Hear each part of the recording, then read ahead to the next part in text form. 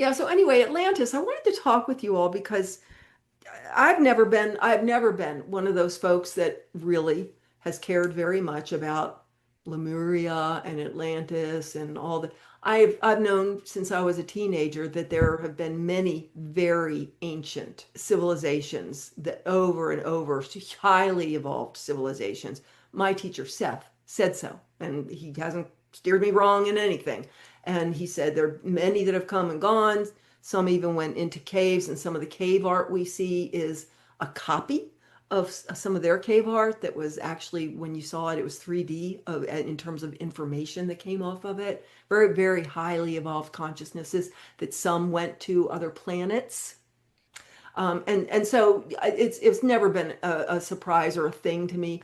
Atlantis has never been this mythical thing that I was interested in whatsoever. The reason I'm telling you that is recently it's been coming up all over YouTube and first into my consciousness sideways, not being spurred on by YouTube, but opposite. So, first of all, when I say Atlantis, just for the two of you that are attending live, what is your impression, or what do you wonder about that, or what are your thoughts there? Well, is it real? Was it real? Was it ever real, or was it whoever wrote about it? I can't think of his name now. Was it Plato, I think. his imagination? Yeah. Plato. Was it his imagination? Was he telling a story? Yeah. Is it real? Yeah, all this kind of mystifying stuff. Mm-hmm. Steph, Mm-hmm. you're nodding your head. Anything you want to Pretty add? much the same. Is it real? Yeah. Okay.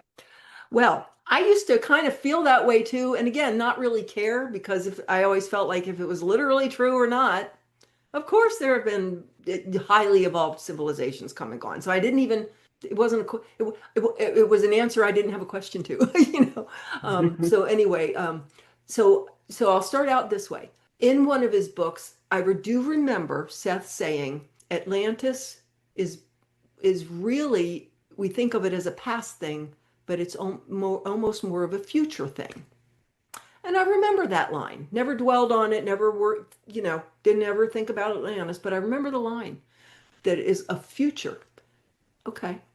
Recently, I had seen, it might have been one of the remote viewer things had said that Atlantis, because there's two stories out there, that Atlantis got swamped by a natural disaster.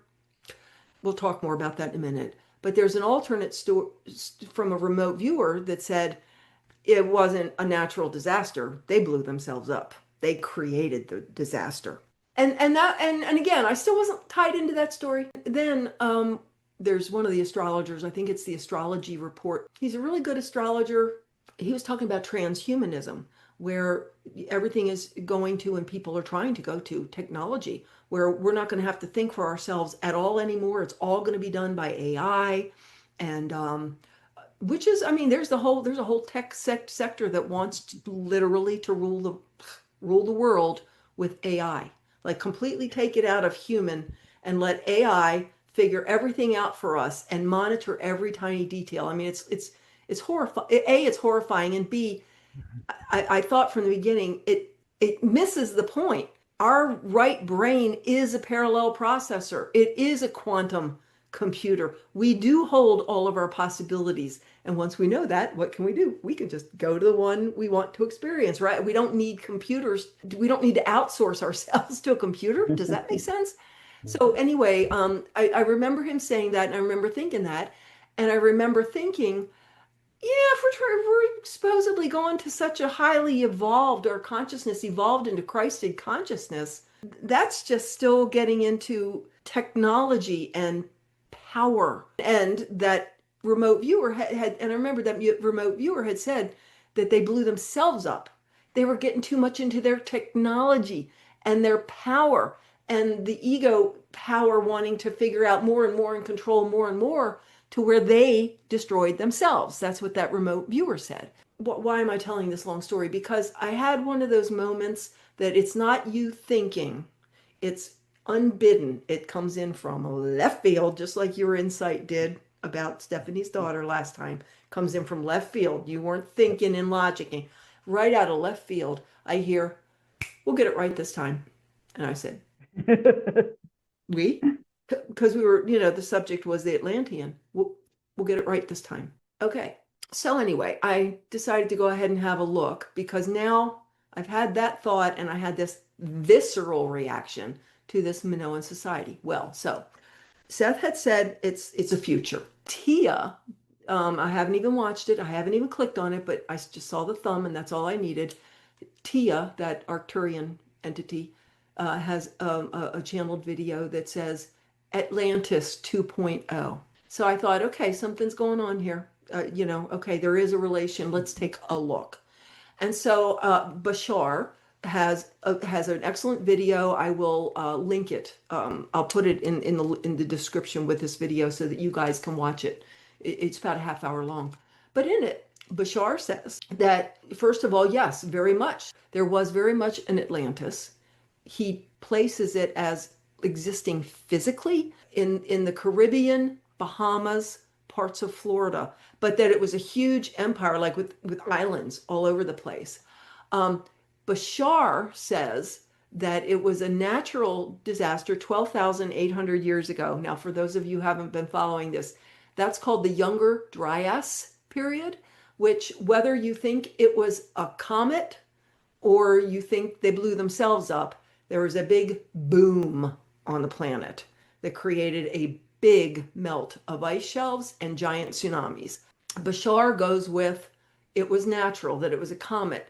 And here's what he said. He said that for a couple of decades, there was a highly evolved civilization of beautiful brown-skinned people, that were highly evolved and technically as well, that there were some of the light and some of the dark. Some of the dark started going to fear, power, control. And those of the light didn't. So they were having the split, much like we are today. And that this comet started breaking up, and every year for about 20 years, they'd get showered with more and more comet fragments to where it was actually acting like bombs and breaking up things on the ground. And that some of them that were of the light and very highly evolved realized what was happening, things were going down. Some of them chose to just perish knowing they'd come back. Others went around the world and took up residence in other areas like Egypt, and other areas, South America, to kind of keep the culture going. And so he said there was a massive 300-foot tsunami which wiped out so very much, which is why we don't have a lot left. And that basically that what we're doing now is we're at that same point and we're vibing. I want to give you the right. Let me just look at my notes because I jotted some of the things he said about it. He said that tsunami is where there are flood myths, or not myths, but stories come from. And he said that the Atlantean civilization will rise again in the Americas, not just North America, but the Americas, and back to the glory, beauty, and grace that was paramount in those days of high consciousness.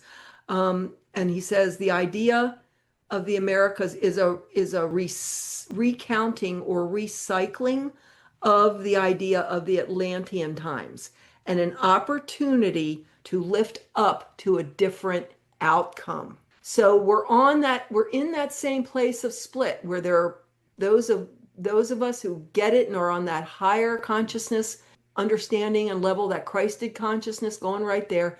And then there are those that are sticking to the power and the control structure, power over, separation. So I would say that's why I had that thought of we'll get it right this time. He also said that the people think that the Greek architecture, as we think of it with the columns and everything, is the Atlantean. He said, no, it is not. And this is what caught my attention, guys, to make me even talk about this. He said the architecture that was actually a leftover, a colony of Atlantis, is the Minoan colony on Crete with their red columns and their black trim. And for some reason, they had a thing about the bull. They did not worship the bull, but that's not exactly it. But their initiations involved the bull, and that's in their artwork on the ruins that are left with the artwork. And so that's why I had that reaction, because I clearly am vibrating in, didn't know it, wasn't trying to, didn't care, but I don't, I'll be honest with you, I don't know if it's probably both and or yes, that I'm vibrating in the high level that was the Atlantean way. And so here I am plugged into it then. Oh, and or there's a part of me and all of us, especially attending this, that we're in Atlantis and we're recreating. We're here. We are again. This time, helping to have a different outcome. So, as far as who we really are, we're not just a reincarnated Atlantean. You're not, if you think of yourself as a star seed, you're not a star seed just come here for this. We are multidimensional. And what it is we're vibrating with those parts of ourselves as our consciousness focuses on and rises to those levels, but also areas. The way I thought of to explain this is you can think of if you're a mom and you live in a certain state and you're a member of a certain group, you're all of those things, right? And you put on hats.